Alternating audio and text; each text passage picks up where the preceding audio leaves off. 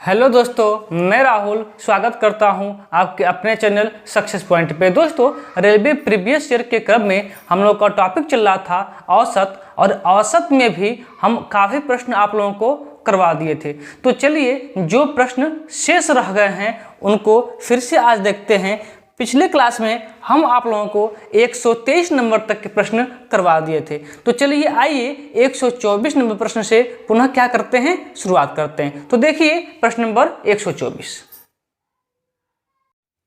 प्रश्न नंबर 124 करें कि एक बॉक्स में 63 नोटबुक का औसत वजन 6.3 kg है। जब बॉक्स में एक और नोटबुक रखा जाता है तब औसत वजन 6.4 kg हो जाता है। नई नोटबुक का वजन बताइए। देखिए, एक बॉक्स में कितना नोटबुक है? 63 नोटबुक है। तो एक बॉक्स में जो 63 नोटबुक हैं उनका औसत आपको दिया है 6.3। तो मुझे बताइए कि इनका सम क्या हो जाएगा। इनका सम क्या हो जाएगा? तो देखिए, ये भी 63 है। कुछ समय के लिए यदि दशमलव को हम भूल जाएं तो ये भी क्या हो जाएगा? 63, ये भी 63 और ये भी 63। और सम निकालने के लिए इन दोनों का क्या होता है? मल्टीप्लाई होता है, अर्थात 63 × 63 हो जाएगा, यानी कि 63 का वर्ग। और जब 63 का वर्ग निकालेंगे तो 63 का वर्ग हो जाता है आपका कितना? 3969। लेकिन एक अंक पे दशमलव है तो एक अंक पे दशमलव लगा देंगे, यानी कि 63 नोटबुक का औसत वजन 6.3 kg है। तो 63 पुस्तकों का कुल वजन कितना हो जाएगा? 396.9 kg हो जाएगा। पुनः कह रहा है कि जब इस बॉक्स में एक और नोटबुक शामिल किया जाता है, अर्थात इस नोटबुक में पहले से ही 63 क्या थे? इस बॉक्स में पहले से ही 63 नोटबुक थे, एक और शामिल कर लिया गया, 64 हो गया। अब जब एक और शामिल किया गया है तो इसका औसत वजन बढ़ के 6.4 kg हो गया। क्या हो गया है? 6.4 kg हो गया। तो फिर इनका सम क्या हो जाएगा? वही बात, दोनों का मल्टीप्लाई। देखिए, ये भी 64, यदि दशमलव को यहाँ से भूल जाएं तो ये भी क्या हो जाएगा? 64, यानी कि सम क्या हो जाएगा? 64 × 64, अर्थात क्या हो जाएगा? 64 का वर्ग। और 64 का वर्ग कितना होता है? तो 64 का वर्ग होता है आपका 4096। लेकिन एक अंक पर दशमलव है तो एक अंक पर दशमलव लगा दीजिए। देखिए, पहले इसका कुल भार था कितना? 396.9। कितना था? 396.9 kg। अब कितना हो गया है? 409.6। ये भार बढ़ा क्यों? ये भार क्यों बढ़ा? ये बढ़ा इसलिए क्योंकि जो भी बॉक्स में जितना पहले नोटबुक था, अर्थात 63 नोटबुक पहले था, अब उस बॉक्स में एक और नोटबुक हम डाल दिए हैं, इसलिए इसका वजन क्या हो गया है? बढ़ गया है। तो कितना बढ़ गया है? आप क्या कर लीजिए, घटा लीजिए। तो यहाँ देखिए, अब 409.6 में से 396.9 घटेगा तो 16 में से 9 जाएगा, कितना जाएगा आपका? 7 दशमलव। यहाँ कितना बचा? 8, और 8 में से 6 गया, कितना हो जाएगा? 2। अब कितना बचा यहाँ पे? यहाँ बचा आपका 10, और 10 यानी कि 9, यानी कि 1, यानी कि 12.7। 12.7 यही क्या है केजी में? यही क्या है जो नए नोटबुक को हम शामिल किए हैं उसका एक्चुअल में वजन कितना था? 12.7 kg का था। यदि मैं दिए गए ऑप्शन की बात करूं तो ऑप्शन नंबर ए क्या हो जाएगा आपका? एकदम सही आंसर हो जाएगा। बात क्लियर है? तो चलिए प्रश्न नंबर 125 की ओर चलते हैं। प्रश्न नंबर 125 करें किसी कक्षा के सभी 10 लड़कों का एक परीक्षा में औसत प्राप्तांक 15 था, जबकि कक्षा के सभी 25 छात्रों का इसी परीक्षा में औसत प्राप्तांक 6.2 था। कक्षा के सभी छात्राओं का औसत क्या था? देखिए, कक्षा में टोटल 25 विद्यार्थी हैं, बॉयज और गर्ल्स मिला के कितने हैं? 25 विद्यार्थी हैं।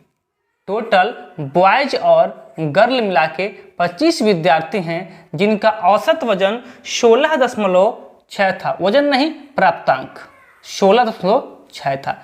तो इनका यदि हम सम निकालें तो सम क्या हो जाएगा, 25 दूना 50 के 0 कैरी 5 और 25 6 के 150 5 155 155 के 5 कैरी कितना 15 और 15 25 से कम 25 25 15 कितना होता है 40। एक अंक पे दशमलव है तो एक अंक पे दशमलव। अब देखिए यहाँ से हम दशमलव 0 को हटा सकते हैं, कोई दिक्कत नहीं, लेकिन चलिए कोई बात नहीं, रहने देते हैं। अब कह रहा है ये तो टोटल लड़के और लड़कियों को मिला के इनका औसत वजन, औसत प्राप्तांक इतना था, यानी कि 25 छात्रों का औसत प्राप्तांक 16.6 था और उनका योग कितना तब हो जाएगा 4.5 हो जाएगा। फिर कह रहा था कि 10 लड़कों का एक परीक्षा में औसत प्राप्तांक 15 था, जिसमें से टोटल 25 हैं, 25 में से 10 क्या हैं, लड़के हैं। 25 में से 10 लड़के हैं जिनका औसत प्राप्तांक 15 था। तो फिर लड़कों के प्राप्तांकों का योग कितना हो जाएगा, 15 दहा के 150। मुझे एक बात बता दीजिए कि टोटल कक्षा में 25 छात्र थे, जिसमें से 2 को क्या हैं, बॉयज हैं, तो गर्ल कितनी होंगी, 25 को टोटल क्या हैं, बच्चे हैं, बच्चे और बच्चियां मिला के कितने हैं, 25 हैं, उसमें से बॉयज केवल 10 हैं, तो लड़कियां कितनी होंगी, घटा लीजिए टोटल में से 15, लड़कियां कितनी होंगी 15। और इन 15 लड़कियों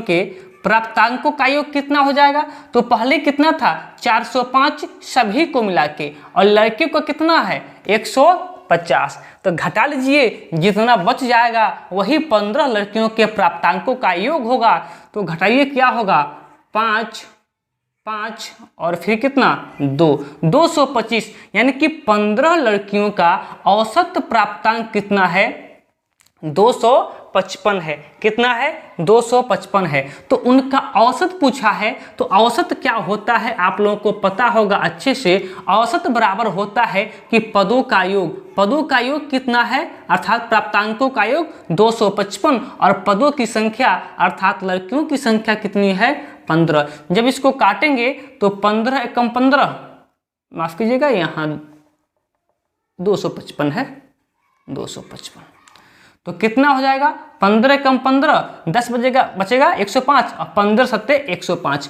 यानी कि 15 लड़कियों का जो औसत प्राप्तांक है, औसत प्राप्तांक योग में तो 255, लेकिन औसत में कितना है 17 है। यदि मैं दिए गए ऑप्शन की बात करूं तो ऑप्शन नंबर बी क्या हो जाएगा, आपका एकदम सही आंसर हो जाएगा। चलिए अगले प्रश्न की ओर चलते हैं। प्रश्न नंबर 126 कह कि 6 दिनों के एक बिक्री कार्यक्रम के लिए समिति को कुछ धनराशि दी गई, परंतु उस कार्यक्रम को 4 दिन और बढ़ा देना पड़ा, जिसके कारण उसका प्रतिदिन का औसत यात्रा भत्ता घटकर 56 रह गया। शुरुआत में उसे कितनी धनराशि दी गई है, ध्यान से पढ़िएगा प्रश्न को। प्रश्न कह रहा है कि 6 दिनों कि एक बिक्री कार्यक्रम के लिए समिति को कुछ धनराशि दी गई। मान लीजिए कि एक दिन को x रुपया दिया गया, एक दिन के लिए x रुपया दिया गया, तो 6 दिन के लिए कितना दिया गया होगा, 6 से मल्टीप्लाई 6x दिया गया होगा। बात क्लियर, एक दिन का x रुपया दिया गया तो 6 दिन के लिए कितना रुपया दिया गया होगा, 6x दिया होगा। फिर आगे कराए, परंतु उस कार्यक्रम को 4 दिन और बढ़ा देना पड़ा। पहले वो कार्यक्रम 6 दिन का था, 4 दिन और बढ़ा दिया गया, अर्थात कार्यक्रम 10 दिन चलेगा। बात क्लियर है ना, पहले 6 दिन का कार्यक्रम था, अब 4 दिन बढ़ा दिया गया, तो कार्यक्रम कितना चलेगा, 10 दिन चलेगा। फिर प्रश्न में कह रहे आगे, जिसके कारण उसका प्रतिदिन का औसत यात्रा भत्ता घटकर 56 रह गया। पहले यक्स था, पहले कितना था, x रुपया था, अब क्या हुआ 56 घट गया है। कितना घट गया है, 56 घट गया है। ठीक है, बात समझ में आई। एक दिन का x रुपया भत्ता उसका था तो 6 दिन का 6x हो गया। लेकिन जब कार्यक्रम 4 दिन और बढ़ गया, यानी कि पहले कार्यक्रम 6 दिन का था, अब बढ़ के कितना दिन हो गया है, 10 दिन हो गया है। तो पहले x रुपया का भत्ता लगता था, अब भत्ता कितना हो जाएगा, 56 रुपया कम हो जाएगा। यानी कि पहले जितना लगता था उससे 56 रुपया क्या हो गया है, कम हो गया है। तो पूछा है कि शुरुआत में कितनी धनराशि दी गई थी, यानी कि 6x का मान हमसे पूछा है कि शुरुआत में कितना धन दिया गया था 6 दिन के लिए, वही 6x का मान हमसे पूछ रहा है। तो देखिए 6x बराबर 10 से मल्टीप्लाई कर दीजिए तो 10x माइनस 56 दहा के 560। हमको पहले x का मान निकालना है, तो इस 10x को इधर कर लीजिए। जब 6 इधर प्लस है, इधर आएगा तो माइनस हो जाएगा। जब 6x में से 10x घटेगा तो माइनस का क्या हो जाएगा, 4x। और इधर क्या है, माइनस का 560। जब -4x से x -4x से 560 कटेगा तो कितना हो जाएगा, 14 चौको 56, 140। कितना, 140। यानी कि x, एक काम करते हैं, आप लोगों को थोड़ा एक्सप्लेन कर देते हैं, नहीं तो बहुत लोगों को समस्या हो जाएगा। देखिए यहाँ क्या हो जाएगा, यहाँ तो कोई समस्या नहीं होगा, क्योंकि घटेगा तो 4x और माइनस का 560। हमें x की वैल्यू पता करना है, तो -4 से उधर ले जाके क्या कर देंगे, भाग कर देंगे, तो -4 से भाग हो जाएगा। माइनस से माइनस कट गया और 14 चौको 56, 140। एक दिन का कितना है, 140 रुपया है। तो हमसे पूछा है कि प्रारंभ में कितना दिया गया था ना, शुरुआत में उसे कितनी धनराशि दी गई थी, अर्थात 6x का मान पूछा है। तो जब x का मान कितना है, x का मान आपका 140, तो प्रारंभ में दिया गया धनराशि कितना है, 6x है, यानी कि 6 यहाँ ये है, और x का मान कितना हो गया, 140 हो गया। तो 14 छके कितना होता है, 84, यानी कि 840 रुपया क्या किया गया है, उसे प्रारंभ में दिया गया है। यही आपका 840 क्या हो जाएगा, सही आंसर हो जाएगा। यदि मैं दिए गए ऑप्शन की बात करूं तो ऑप्शन नंबर कौन सही है, तो ऑप्शन नंबर क्या है, सी सही है, और यही आपका क्या है, एकदम सही विकल्प हो जाएगा। चलिए अगले प्रश्न की ओर। तो देखिए प्रश्न नंबर 127 कह कि 3 संख्याओं का औसत 6 है। ठीक है, 3 संख्याएं हैं जिनका औसत 6 है। यदि पहली 2 संख्याओं का औसत 5 हो और अंतिम 2 संख्याओं का औसत 8 है, तो तीनों संख्याएं क्या होंगी। देखिए क्या कर रहा है कि पहली 2 संख्याओं का औसत 5 है, पहली 2 संख्याओं का औसत कितना है, 5 है। तो मुझे बता दीजिए कि जब पहली 2 संख्याओं का औसत 5 है, तो पहली 2 संख्याओं का सम अर्थात योगफल कितना होना चाहिए, 10 होना चाहिए। फिर कह रहा है कि अंतिम यदि 2 संख्या ले ली जाए, अंतिम 2 संख्या, तो उसका औसत कितना है, 8 है। तो मुझे आप बता दीजिए जब अंतिम 2 संख्या का औसत 8 है, तो अंतिम 2 संख्या का योगफल कितना हो जाएगा, 16 हो जाएगा। अब इस प्रश्न को करने का सबसे आसान तरीका होता है ऑप्शन। तो देखिए मैं एक बार ऑप्शन लिखता हूं। तो देखिए प्रश्न क्या कर रहा था कि पहली 2 संख्याओं का औसत 5 है, अर्थात पहली 2 संख्या का योगफल कितना होना चाहिए, 10 होना चाहिए। तो इसमें से देखिए पहली 2 संख्या का योगफल किसका किसका 10 हो रहा है। तो देखिए पहली 2 का योगफल, यहाँ 7 2 9, 10 नहीं हुआ, गलत हो गया। यहाँ देखिए 6 2 8, 10 नहीं हुआ, गलत हो गया। यहाँ देखिए 7 3 10, हाँ हो सकता है। यहाँ भी देखिए 8 2 10 हो सकता है। ठीक है, पहला नियम फुलफिल हुआ।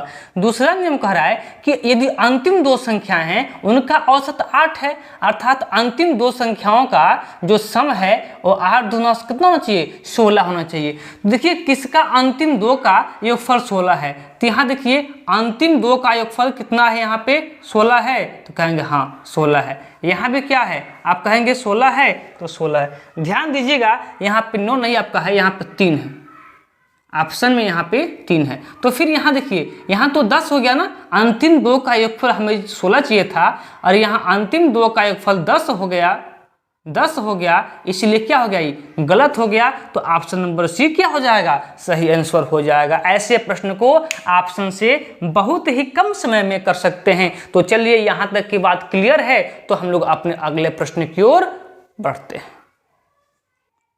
प्रश्न नंबर 128 कह रहा है कि 6 छात्रों के एक समूह ने किसी परीक्षा में भाग लिया। बाद में परीक्षा देकर एक अन्य परीक्षार्थी समूह में शामिल हुआ।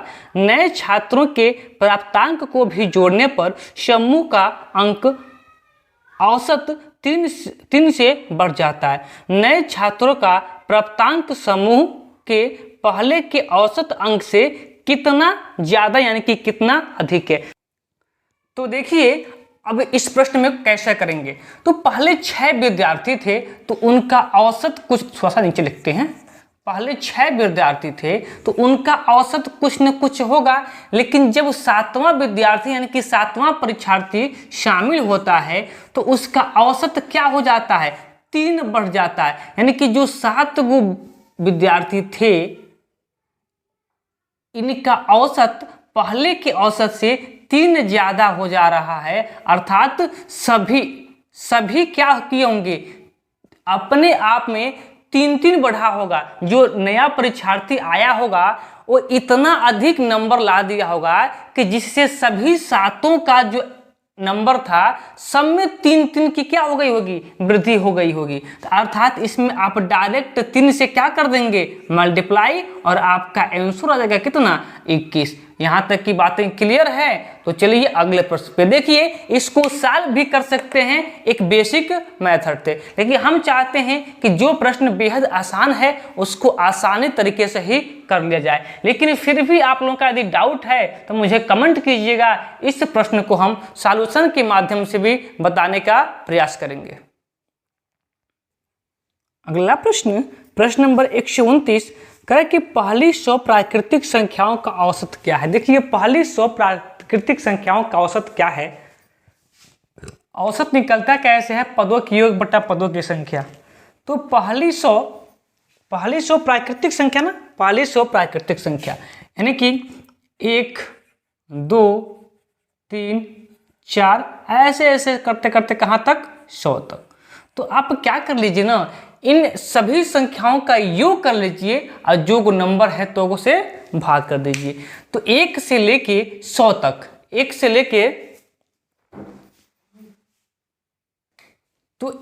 लेके 100 तक की संख्याओं का योग ज्ञात कर लीजिए। और आपको पता होगा कि 1 से लेके 100 तक में टोटल 100 संख्याएं होती हैं। तो आप पहले योगफल ज्ञात कीजिए। तो देखिए n प्राकृतिक संख्याओं के योगफल का सूत्र होता है n इंटू कोष्टक में n+1 डिवाइडेड बाई 2।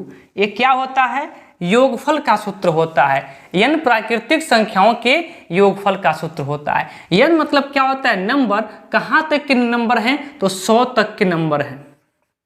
तो 100 इंटू, अब उस n में अर्थात 100 में 1 जोड़ दीजिए अर्थात 101 बटा क्या, 2। ये तो क्या हो गया, योगफल हो गया। क्या हो गया, योगफल हो गया। लेकिन हमें क्या पता करना है, एवरेज। और एवरेज क्या होता है, पदों की योग। ये पदों का योग इतना गया और बटा पदों की संख्या, को संख्या है 100 गो संख्या। 100 इंटू 101 डिवाइडेड बाई 2, ये तो क्या हुआ, पदों का योग हुआ। और औसत ज्ञात करने के लिए जितने नंबर हैं अर्थात 100 से भाग कर दीजिए। तो 100 से 100 कट जाएगा और 101 को जब 2 से भाग देंगे तो आपको मिलेगा 50.5। क्या मिलेगा, 50.5। और यही क्या हो जाएगा, आपका औसत हो जाएगा। यदि दिए गए ऑप्शन की बात किया जाए तो ऑप्शन नंबर कौन सा हो जाएगा, ऑप्शन नंबर सी क्या हो जाएगा, सही आंसर हो जाएगा। देखिए यदि पिछले प्रश्न में जो प्रश्न हुआ था प्रश्न नंबर 128, यदि 128 नंबर प्रश्न में किसी को भी 1% का डाउट होगा तो कृपया करके हमें कमेंट करेंगे, उसका हम एक और सॉल्यूशन बता देंगे। तो चलिए अगर यहाँ तक किसी को कोई डाउट नहीं है तो फिर आज के क्लास को यहीं रोक देते हैं। और प्रश्न नंबर 130 से कितना प्रश्न रह जाएगा, मात्र आपका 6 प्रश्न रह जाएगा और 6 प्रश्न हम लोग अगले क्लास में कर लिया जाएगा। तो चलिए आज के क्लास को यही रोक देते हैं और इसके आगे का जो प्रश्न होगा वो हम लोग कल की क्लास में कवर कर लिया जाएगा।